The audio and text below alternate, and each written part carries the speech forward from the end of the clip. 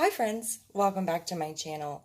Today I wanted to share with you our resources for the pre-K to kindergarten summer bridge. If you don't know me, my name is Jessie. I previously worked respite in New York City. I was laid off in March of 2020 due to the pandemic, and the following fall I began assisting families with homeschool and virtual learning. All throughout this academic year, I have worked primarily with two little girls. One is 4 and the other is 10. So we have a preschooler and also a little girl who is finishing 4th grade this week and will be a rising 5th grader. Today, like I said, I wanted to show you our summer resources for the younger one. I will do a separate video for summer resources for the older of the two children. I am going to keep both of these families as clients throughout the summer, and in the fall, I will probably lose both of them. One of them is moving to another state, and the other one, the younger one, is planning to transition to full-time private school. Our schools in New York City are going to be fully in person again in the fall. So as far as I know right now, unless something changes, my younger one will be going to school in the fall. So the two primary books that I have are this sweet little primer. This is the Free and Treadwell reading primer, and this is a collection of classic stories. So we have here the gingerbread boy, the little red hen, the old woman and the pig, the boy and the goat, the pancake, Chicken Little, Three Billy Goats Gruff, Little Tuppence, and Little Spider's First Web.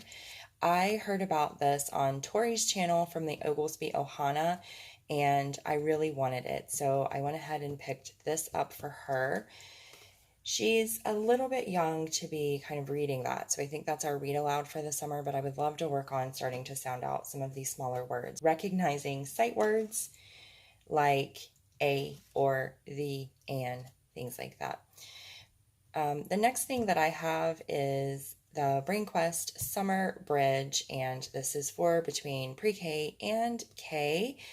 This is a beautiful, bright book. It has several different categories, has some letter practice here, and then this is a page about recycling. We're going to do a separate breakout unit also on recycling, but this is kind of the springboard for that. We come over into this segment. This is talking about sequencing, looking for patterns and things like that. And here we have, this is letter detective. Look at each set of words. The words have some letters that are the same. And then this last kind of green section here, this is obviously looking at seasons. There are 12 months in the year. Point to each one in order. Look at the picture of what is special about that month. And you may know that we did actually do a pretty in-depth science unit on seasons this year, which included, kind of holidays and special things that happen in the various seasons. So that's a nice little review. Now, this was originally kind of just what we were going to do. We were going to go with just these two primary books, but I have picked up a lot of other things as well. You could be fine with just these books. The goal for me for summer is just to keep our hands writing and our brains thinking, kind of to avoid that gap that sometimes happens, that loss that happens sometimes in the summer of skills. So you could absolutely be fine with just these two. But like I said, I did, of course, pick up quite a number of additional things. So I have these Sesame Street books. These were in a previous Dollar Tree haul. You may have seen them. I did do kind of a haul, and I'll put a link and a card up here, up above. I just have 6 of these, sorry. I have letter sounds, alphabets, numbers, and colors, and 2 of these are actually copies. So alphabets and letter sounds. The cover is different, but the content on the inside is essentially the same. So if we end up using all of these, all 6 of them, then what we'll do is we'll kind of do these in the beginning part of the summer. We'll do these at the very end. We'll kind of like leave a gap between. I'm big on repetition. We do also have numbers and colors. And the reason that I decided to add some additional things on top of the Brain Quest Summer Bridge and the primer is because colors is the one thing that we really are struggling with. I mentioned this in a previous video, but she has done great with the Good and the Beautiful's pre-K curriculum and also Level K primer. She's done phenomenal with both of those curriculums. She knows her alphabet. She can recognize numbers up to 20. She is able to do the blend, the basic blending that's required by the end of that course. But we're really struggling with coloring, and she's too young to sort of be tested to see if that's a problem with color blindness, is what we have been told. So I'm just going to kind of keep plugging away and working with her on this. She loves Sesame Street. So when I found this colors book, I was really excited about that. I'll give you kind of a little look inside. So this tells you to color the tugboats, make your own picture using red and blue. This one talks about yellow and green, color the words yellow and green. It does also give some tracing and handwriting practice here down at the bottom as well. And so this was kind of the springboard for our colors practice for the summer. And like I said, she does love Sesame Street. So I just went ahead and picked up kind of this whole array, this whole assortment of books. And so there are 6 of those here. I did also pick up new sets of crayons for us. So these are, the same crayons that we've been using all year, but I picked up new packs. So we have just the large Crayola, as well as the Colors of the World, the multicultural crayons from Crayola. We are going to start trying to transition to using smaller pencils and smaller crayons, but we're going to start off with those. I did also pick up, again, in that Dollar Tree haul you may have seen, I did also pick up the Sesame Street Colors flashcards. And same idea here, just trying to reinforce colors, distinguishing between colors, color matching, and things like that. So I do have those as well. I did also pick up kind of a collection of these board books. These are also from the Dollar Tree haul. And of course, again, the springboard and the inspiration for this was Elmo's first book of colors. I grabbed this one off of the stack first and then decided that I would pick up a few more. Some of these are a little longer. The text is a little longer, and so those will be good read alouds. And some of them, there's only a couple of words on the page and a lot of repetition. That would be like Bubbles, Bubbles, wherever that one is.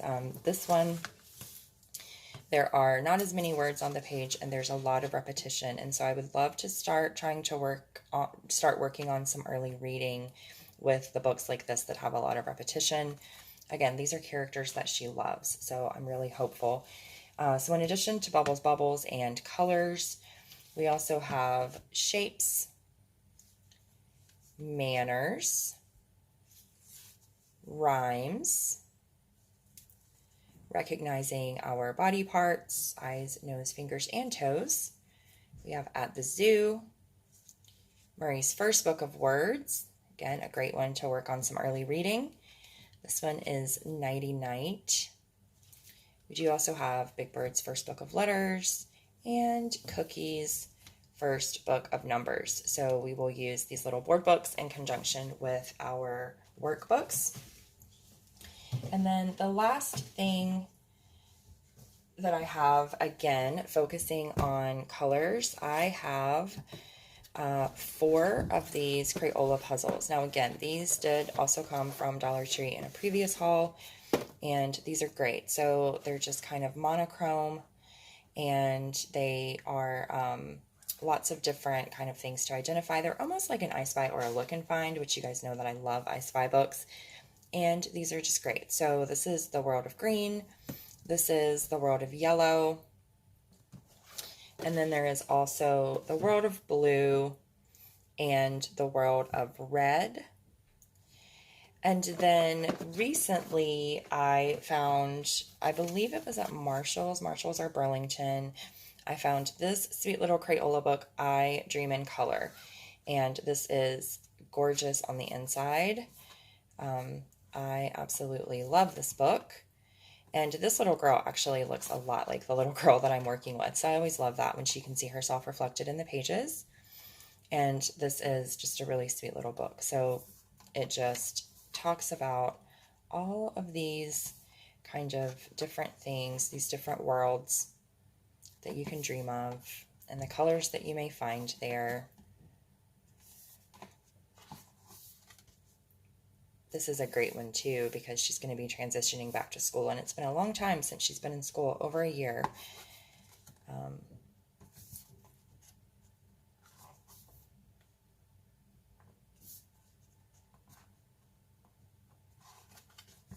This one is absolutely stunning, of course. And there we go. And so the end page says, the world has millions of colors from the palest pink to the brightest blue, and they can all represent dreams in their own way.